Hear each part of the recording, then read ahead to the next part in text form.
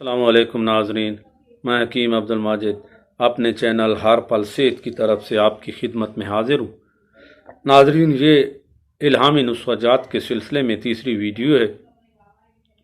پہلی ویڈیو میں نے الہامی نسخہ جات کا تعارف پیش کیا تھا، جبکہ دوسری ویڈیو میں چند الہامی نسخہ جات پیش کیے تھے۔ اس ویڈیو میں بھی مختلف امراض کے متعلق الہامی نسخہ جات بیان کروں گا اور ساتھ ساتھ یہ بھی آپ کو بتاؤں گا کہ یہ نسخہ کس طرح حاصل ہوا اور کس بیماری کے لیے استعمال ہوتا ہے۔ لہذا آپ سے گزارش ہے کہ یہ ویڈیو آپ پوری دیکھیں، بہت ہی معلوماتی ویڈیو ہوگی انشاءاللہ۔ اس کے علاوہ آپ سے گزارش ہے کہ آپ پہلی دو ویڈیوز بھی ضرور دیکھیں۔ ناظرین، سب سے پہلا نسخہ اس ویڈیو میں جو میں آپ کو بتاؤں گا وہ مرض طاعون کے بارے میں ہے۔ پرانے وقتوں میں یہ مرض بہت زیادہ تھا، جبکہ آج کے دور میں یہ مرض بہت کم دیکھا جاتا ہے۔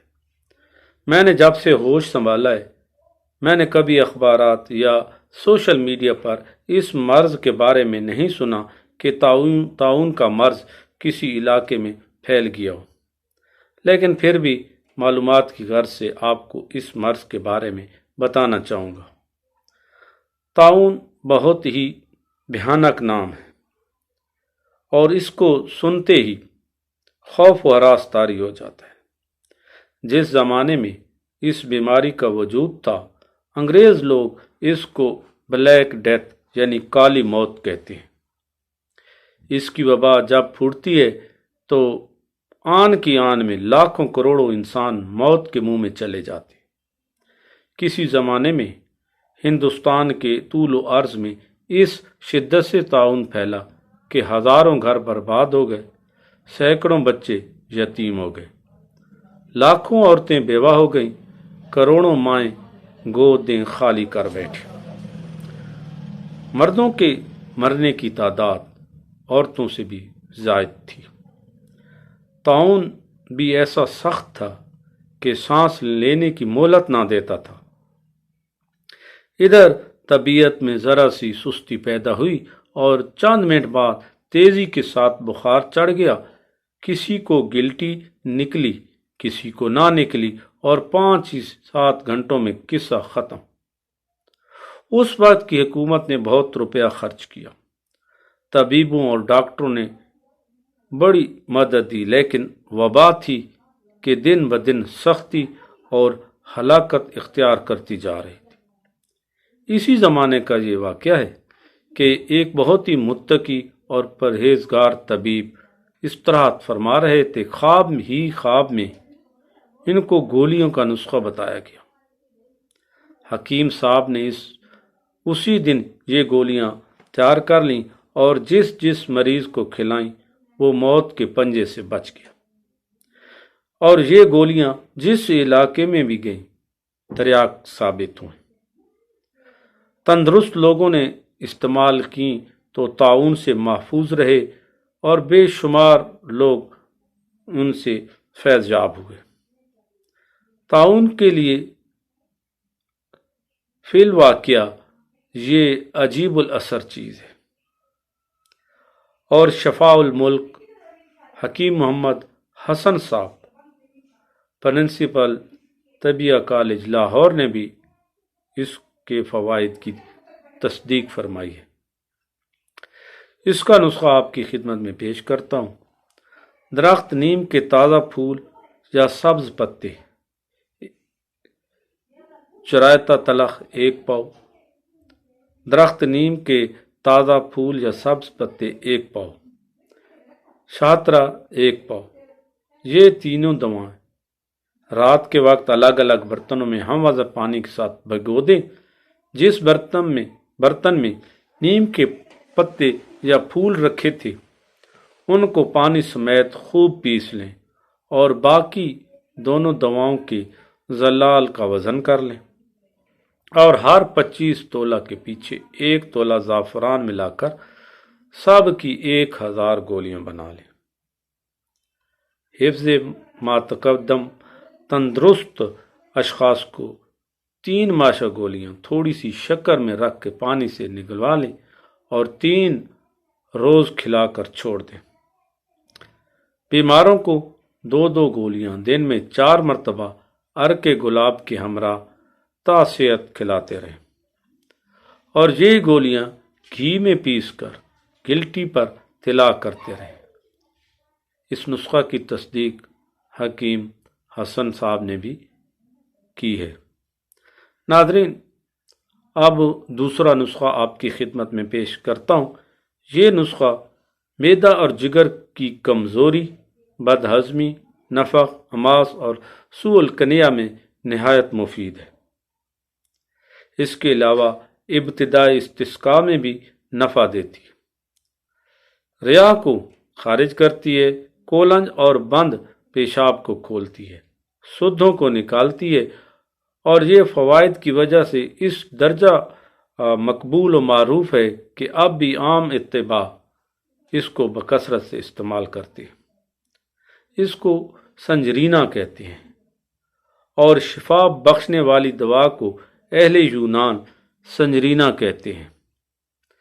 پرانے یونانیوں کے نزدیک عارج کے بعد یہ دوسرا مرکب ہے جو یونانیوں کے نزدیک خدا یا دیوتا نے دنیا پر بھیجا۔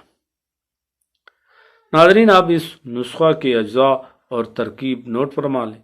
مرمکی 1 تولہ، دار فلفل بے روزہ، فلفل گرد ہر ایک 21 ماشا، زعفران 2 ماشا، دار چینی، مجیٹ، جند بدستر، اسارون، شمع، جنگلی گاجر خشک کی ہوئی ہر ایک 3 ماشا۔ پہلے بے روزہ کو شہد میں حل کر لیں، پھر باقی دوائیں باریک پیس کر تھوڑی تھوڑی ڈالتے اور گوندتے جائیں۔ جب اس کا قوام معجون کی طرح ہو جائے تو صاف برتن میں ڈال کر رکھ چھوڑیں اور 1.5 ماہ بعد کام میں لائیں۔ اس کی مقدار خوراک نصف ماشا سے شروع کر کے برداشت کے مطابق 4 ماشا تک دے سکتے ہیں۔ ناظرین، ویڈیو کے آخر میں ایک نسخہ کھانسی کے لیے آپ کی خدمت میں پیش کرتا ہوں۔ یہ ہر قسم کی کھانسی کے لیے مفید ہے۔ یہ نسخہ دواء الکاہن کے نام سے مشہور ہے۔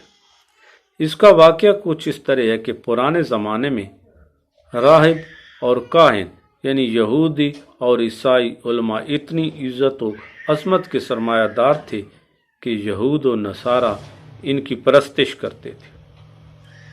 یہ علماء اپنے مذہب اور اپنی قوم کے سردار کہلاتے تھے۔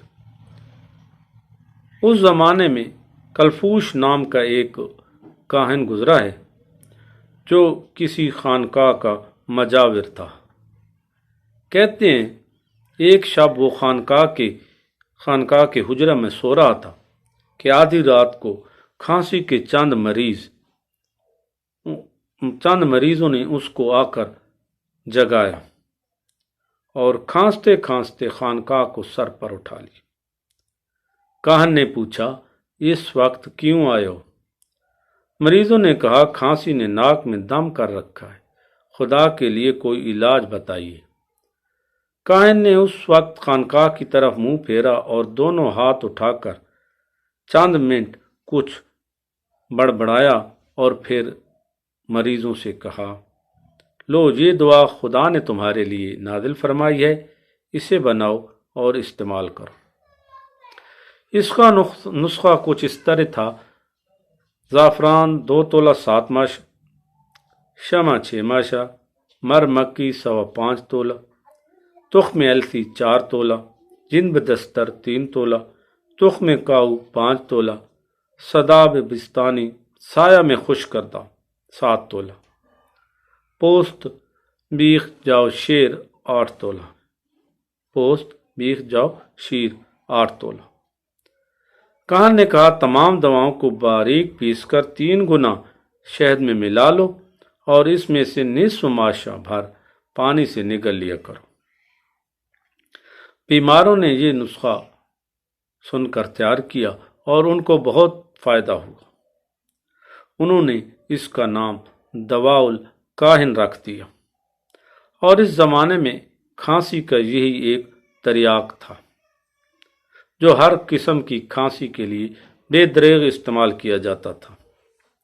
اسی نسخہ کے متعلق دوسری روایات یوں ہے کہ کوئی کاہن شدید کھانسی میں مبتلا ہوا، سینکڑوں علاج کیے، مگر بیماری نے بھی ضد باندھ لی کہ پیچھے نہ ہٹی۔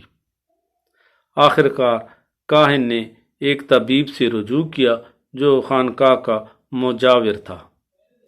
طبیب نے کہا، میں رات کو دعا کروں گا اور کل تمہارا علاج شروع کر دیا جائے گا۔ رات کو طبیب دعا مانگ کر سو گیا۔ خواب میں اس کو بتایا گیا کہ یہی نسخہ بنا کے کھلاؤ۔ بہرحال یہ روایات صحیح ہوں یا غلط اس سے سروکار نہیں ہونا چاہیے، اس کا بوجھ راویوں کی گردن پر ہے، لیکن جو نسخہ بتایا گیا ہے اس کی افادیت اور اہمیت کی نسبت صرف یہ کہہ دینا کافی ہے کہ یونانی حکیم جالینوس کھانسی کا علاج اسی دوا سے کرتا تھا۔ وہ خود لکھتا ہے کہ میں نے کھانسی کا علاج اکثر اسی دوا الکاہن سے کیا ہے اور بہت مفید پایا ہے۔ ناظرین، یہ تھی آج کی ویڈیو، آپ اجازت دیجیے، اللہ حافظ۔